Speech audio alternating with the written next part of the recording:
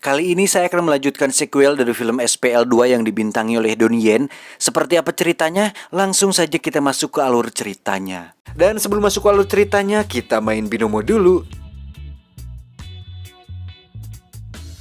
Enaknya gini nih, jadi binomo itu gampang banget buat depositnya. Terus nggak perlu gede-gede, cuman 140.000 aja. Kalian bisa langsung trading untuk mendapatkan cuan dari rumah in the house. Wow, indikator nyuruh si John untuk turun nih guys. Kita akan langsung ke posisi turun dengan modal 1.400.000. Dan kita akan tunggu hasilnya beberapa detik. Ini time frame-nya akan kita rubah ke 15 detik supaya lebih nyaman waktu open posisi.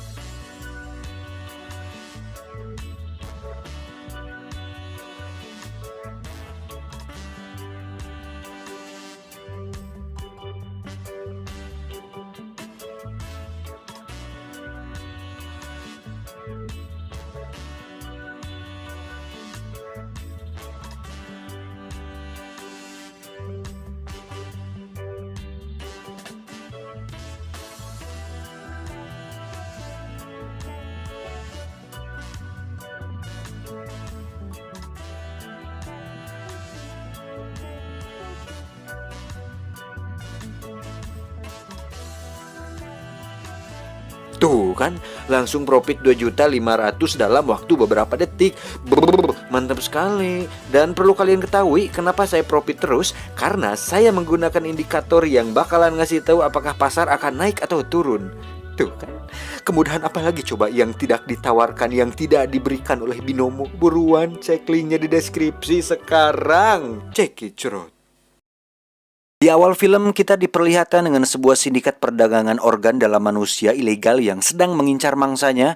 Dia adalah Hung yang merupakan ketua dari sindikat penjualan organ ilegal tersebut. Dan dia adalah Ko Chun, seorang sipir penjara dan juga merupakan anak buah dari Hung yang bertugas untuk menampung manusia-manusia yang akan mereka jual organ dalamnya. Kemudian dia adalah Chat Chai, biar lebih mudah kita panggil Tony, yang merupakan seorang polisi dan ini adalah anaknya yang bernama Sa, dan dia mempunyai sebuah penyakit bernama leukemia. Bagi yang tidak tahu, leukemia adalah kanker jaringan pembentuk darah termasuk tulang sumsum, dan karena penyakit itulah membuat nyawa Sa berada di ujung tanduk sehingga membuat ayahnya harus bekerja lebih keras agar anaknya bisa selamat.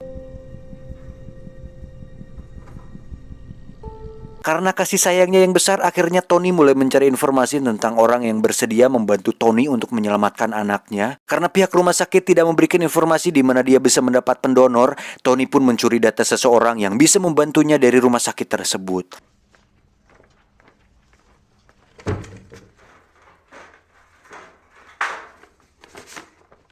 Dan setelah mendapat kontaknya, Tony langsung menelepon orang tersebut dengan penuh semangat. Akan tetapi semangatnya berangsur-angsur padam ketika sang penyelamat Sa tidak bisa dihubungi. Ternyata hal itu disebabkan karena Tony menelepon orang tersebut di saat yang tidak tepat. Namun hal itu tidak membuatnya goyah. Dari pagi sampai malam dia terus menelepon orang tersebut, sampai akhirnya ponsel yang sering dia hubungi karam di lautan lepas yang menandakan seluruh usahanya sia-sia. Keesokan harinya, Ko Chun membawa seorang narapidana dari Cina untuk dipenjarakan di sana. Dia adalah Chan Chai Kit, biar lebih mudah kita panggil saja Sigit, dan dia merupakan narapidana yang akan Chun menjarakan. Dan di sini sudah terlihat jelas bahwa ternyata Sigit telah dijebak oleh kepala sipir itu sendiri. Meski Sigit adalah seorang polisi dari Cina, namun tetap mudah bagi Chun untuk menangkap dan membuatnya membusuk di penjara. Dan alasan Chun menangkapnya karena Sigit telah mengacaukan bisnisnya di Cina. Tidak terima akan hal itu, Sigit langsung mengamuk sejadi-jadinya dan membuat beberapa polisi terluka karenanya. Melihat kejadian itu, Tony langsung unjuk keahlian di depan bosnya dan Sigit dapat dengan mudah dikalahkannya. Kemudian Sigit langsung dilempar ke tempat di mana para napi berkumpul. Flashback ke beberapa waktu yang lalu, ternyata Sigit adalah seorang pecandu dan seperti yang kita tahu bahwa hidupnya sangat kacau, entah karena dililit hutang kepada Teh Yuli yang tidak lunas atau Kosipa yang tiap hari selalu menerornya, dan karena itulah mungkin menjadikan dia seorang pecandu. Namun ternyata alasannya menjadi seorang pecandu adalah agar dia bisa menyusup ke dalam sindikat perdagangan gelap milik Hung.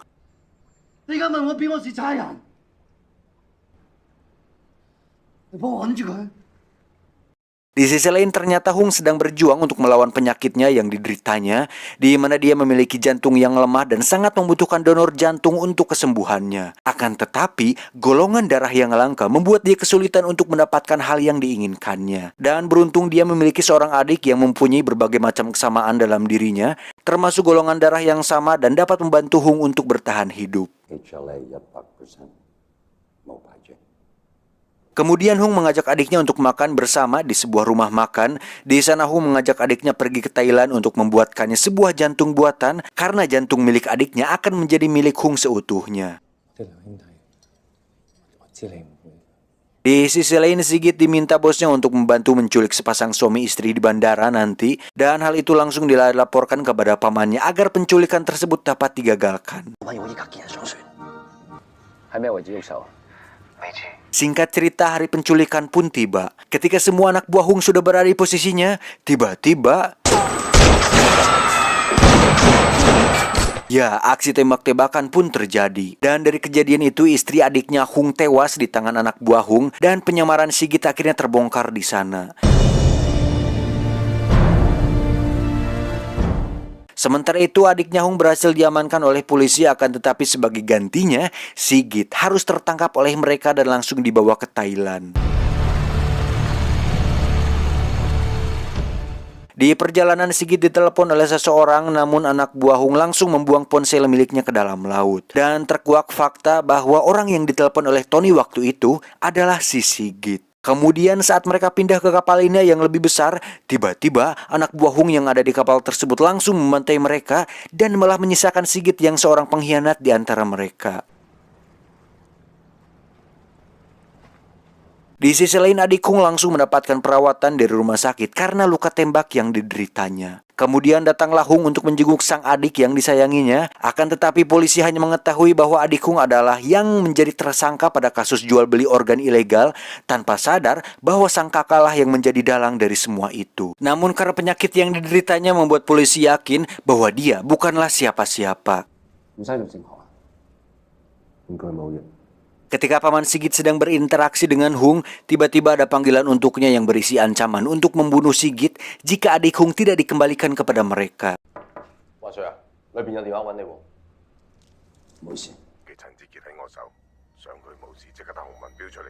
Kemudian scene berganti ke masa kini dan terlihat Sa sedang bersama ayahnya di rumah sakit. Dia secara tiba-tiba meminjam handphone ayahnya dan menginstalkan sebuah aplikasi yang bernama Google Translate yang bisa menerjemahkan segala jenis bahasa yang ada di dunia ini. Keesokan harinya Tony tetap semangat untuk terus menelepon pendonor untuk anaknya tersebut, hingga akhirnya telepon dari Tony diangkat untuk pertama kalinya. Akan tetapi, bahasa yang mereka gunakan berbeda sehingga Tony bingung harus berbicara seperti apa. Kemudian dia teringat kepada narapidana dari Cina dan langsung menghampirinya dengan tujuan agar dia bisa membantunya. Namun lagi-lagi, Tony mendapat masalah karena dia tidak bisa berkomunikasi dengan Sigit karena bahasa yang mereka gunakan benar-benar berbeda. Untung saja ada Google Translate yang siap membantu meringankan beban Anda yang tidak bisa berbicara bahasa asing. Akhirnya mereka berdua mulai berkomunikasi satu sama lain dengan bantuan Google Translate tersebut. Namun kenyataan pahit kembali menimpa Tony karena orang yang dia hubungi itu bukanlah pemilik asli ponsel tersebut. Keesokan harinya Tony kembali ke rumah sakit untuk menjenguk adiknya, dan di sana anaknya malah mengatakan hal yang tak terduga. Ternyata saat telah mendapatkan nomor seseorang yang dia percaya bisa menolongnya sembuh dari penyakitnya tersebut. Dan kata-kata Sa pada waktu itu cukup membuat kita berlinangan air mata saat menontonnya. Lanjut, kini Paman Sigit mulai akrab dengan Hung karena seringnya mereka berbicara saat menjenguk adiknya Hung. Kemudian Hung bercerita bahwa dia mempunyai sebuah penyakit jantung dan hanya adiknya lah yang bisa menyelamatkannya. Dan sebelum mereka beranjak, Hung memberikan sebuah video berisi keponakannya yang sedang disiksa. Melihat hal itu, Paman Sigit langsung murka. Kini Hung langsung membongkar kedoknya dan meminta agar adiknya segera dilepaskan. Karena dialah satu-satunya orang yang bisa menyelamatkan hidupnya. Dan jika tidak, maka nyawa Sigit akan dijadikan jaminan olehnya. Melihat kesungguhan dan keteguhan hati Hung, Paman Sigit hanya bisa menuruti perkataan Hung tanpa bisa berbuat apa-apa. Di sisi lain, Sigit yang mulai frustasi mencoba untuk melakukan aksi bunuh diri agar dia bisa terbebas dari penderitaannya saat ini. Namun aksinya digagalkan oleh Tony dan Sigit pun tidak jadi mati. Namun hal itu dijadikan kesempatan oleh Sigit untuk kabur dari penjara tersebut. Kemudian dia mengunci Tony di dalam selnya dan langsung pergi meninggalkannya.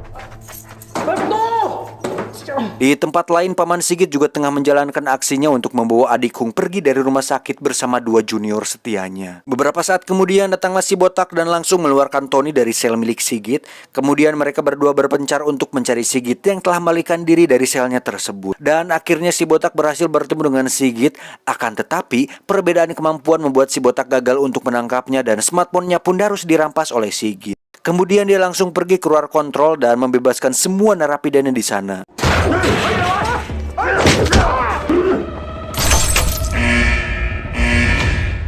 Di sisi lain, Tony masih mencari keberadaan Sigit dan malah tersesat ke tempat yang tidak seharusnya dia lihat. Kemudian si botak langsung menjemput Tony dan membawanya keluar dari tempat tersebut. Dan di luar, tampak ratusan tahanan yang sudah berlalu lalang di luar selnya dan membuat kerusuhan di tempat tersebut. Lalu Tony langsung mengejar si biang kerok yang telah membuat kekacauan besar itu untuk menangkapnya. Meski masih dalam posisi kejar-kejaran yang diselingi perkelahian, Sigit masih sempat-sempatnya mencari sinyal di sana untuk menghubungi pamannya. Dan akhirnya Sigit berhasil ditangkap kembali oleh Tony dan keadaan penjara pun sudah mulai terkendali kembali. Akan tetapi sebelum Sigit tertangkap, dia berhasil memanggil pamannya sehingga dia bisa langsung melacak lokasi keponakannya tersebut. Kemudian paman dan beberapa rekan Sigit langsung pergi ke tempat kenalannya untuk merawat adik Hung sekaligus melacak posisi Sigit saat ini. Dan setelah mendapatkan info lokasi keponakannya, dia langsung pergi ke Thailand dan langsung menemui pemilik ponsel yang digunakan Sigit untuk menghubunginya. Kemudian dia memberikan beberapa gepok uang sebagai imbalan agar dia bisa bertemu dengan keponakannya. Karena polisi juga manusia, si botak langsung tergiur dan langsung membawanya bertemu dengan Sigit. Akhirnya setelah sekian lama Sigit dapat kembali bertemu dengan paman kesayangannya. Dan di sisi lain setelah ditinggalkan oleh paman Sigit, dua para kerabatnya langsung dibantai habis oleh asasin milik Hung sekaligus menculik adiknya dari sana. Sementara itu Sigit dan pamannya diketahui oleh Chun dan langsung ditangkap saat itu juga. Kemudian mereka berdua ditangkap dan akan dibunuhnya saat itu juga. Lalu Tony dan si botak diminta untuk membunuh paman Sigit sebagai bukti kesetiaan mereka kepada kepala sipir penjara. Kemudian Chun membawa seorang anak perempuan yang bisa menyelamatkan Sa apabila Tony bersedia membunuh mereka berdua. Namun karena Tony tidak sanggup melakukan hal itu, si botak pun langsung mengambil langkah dan hendak membunuh paman Sigit terlebih dahulu. Baru satu tusukan yang si botak lakukan, datanglah Hung ke sana dan membuat paman Sigit tidak jadi terbunuh. Kemudian Hung meminta kepada Chun agar mereka dijual organnya daripada harus mati sia-sia di sana. Lalu mereka membawa Sigit dan pamannya ke tempat jagal di mana mereka akan diambil organ-organnya. Dan setelah sampai, mereka langsung buru-buru pergi ke tempat itu karena merasa risih dengan kondisi di sana.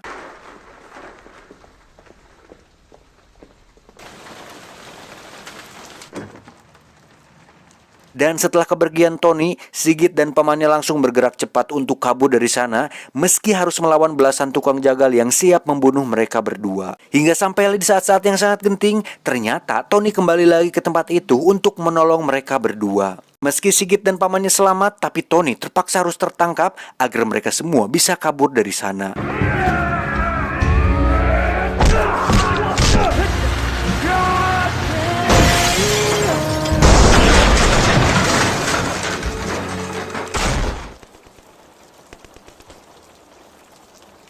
Lalu mereka bertiga langsung pergi ke rumah sakit untuk mendapatkan perawatan yang intensif. Kembali kepada Sa, ternyata orang yang selalu dia hubungi bukanlah pemilik handphone tersebut karena dia hanya menemukan handphone tersebut di laut. Kemudian dia langsung memberikan foto pemilik HP tersebut agar lebih mudah untuk mencari informasi tentangnya. Dan secara kebetulan, Sa bertemu orang tersebut yang ternyata adalah Sigit. Orang yang selalu bersama ayahnya sepanjang waktu dan orang yang sering Tony hubungi pun adalah Sigit sendiri.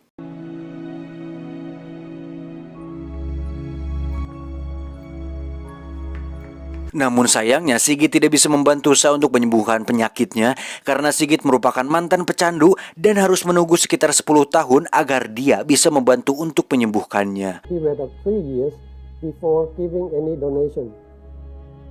Di tempat jagal, Tony terus disiksa habis-habisan oleh para penjagal di sana. Kemudian Sigit mulai melakukan misi penyelamatan dengan pergi ke tempat Hung dan langsung membantai para anak buahnya sekaligus para dokter di tempat tersebut.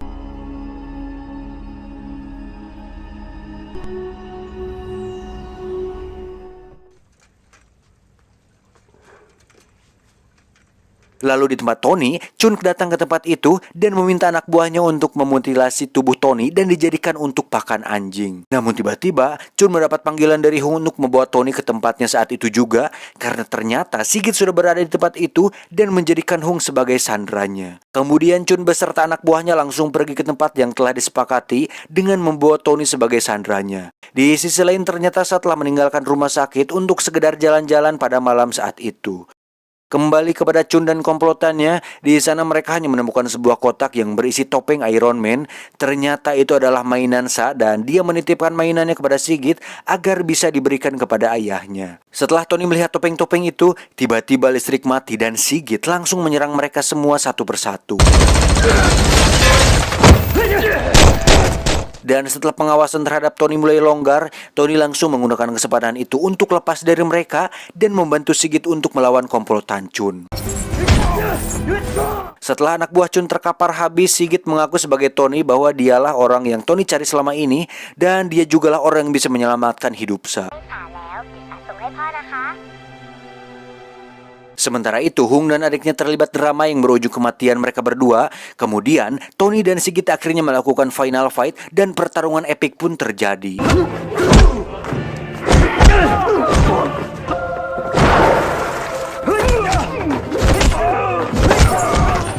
Dan serangan demi serangan terus dilayangkan mereka berdua kepada Chun.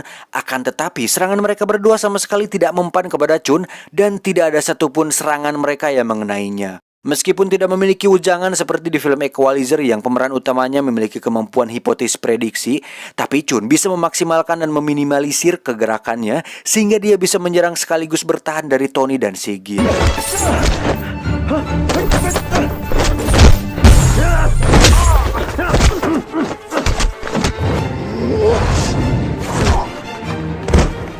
Dan tibalah di babak akhir sekuat-kuatnya Chun, dia tetaplah manusia biasa, 2 lawan 1 tetap tidak seimbang untuknya. Akhirnya satu demi satu pukulan dapat mengenai Chun dan akhirnya Chun dapat dibuat tumbang oleh mereka. Namun Chun ternyata masih bisa berdiri dan sekarang dia mengeluarkan 2 buah jarum kecos berukuran besar sebagai senjata untuk melawan mereka berdua.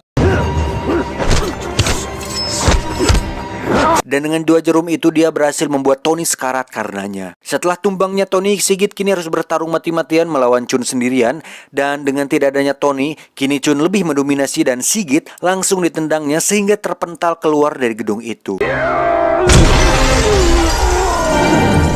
Beruntung semangat juang Tony untuk menyelamatkan putrinya membuat dia bangkit kembali dan langsung menendang Chun keluar dari gedung itu dan langsung menyelamatkan Sigit dengan mengulurkan rantai yang dipegangnya. Akan tetapi Chun langsung mengambil kesempatan itu dan membiarkan Sigit jatuh sendirian. Tidak kehabisan akal di saat genting, Sigit langsung meraih dasi yang Chun pakai sehingga Sigit dan Chun bergelantungan di sana. Dan akhirnya Chun harus mati karena tercekik oleh dasinya sendiri yang ditarik oleh Sigit. Di sisi lain anaknya Sigit malah keluyuran sampai sisi lapang. Di sana dia menggali dan menanam sebuah pohon di sana. Tapi tiba-tiba datanglah seekor serigala hitam jelmaan Tristan yang entah punya niatan apa di sana. Singkat cerita, pagi pun tiba. Terlihat Sa yang ternyata masih baik-baik saja. Kemudian datanglah ayahnya yang disusul oleh Sigit ke sana. Dan sepertinya mereka berdua telah selamat dari insiden pada malam itu. Singkat cerita, kini Sa sudah dewasa dan tamat ending yang membagongkan.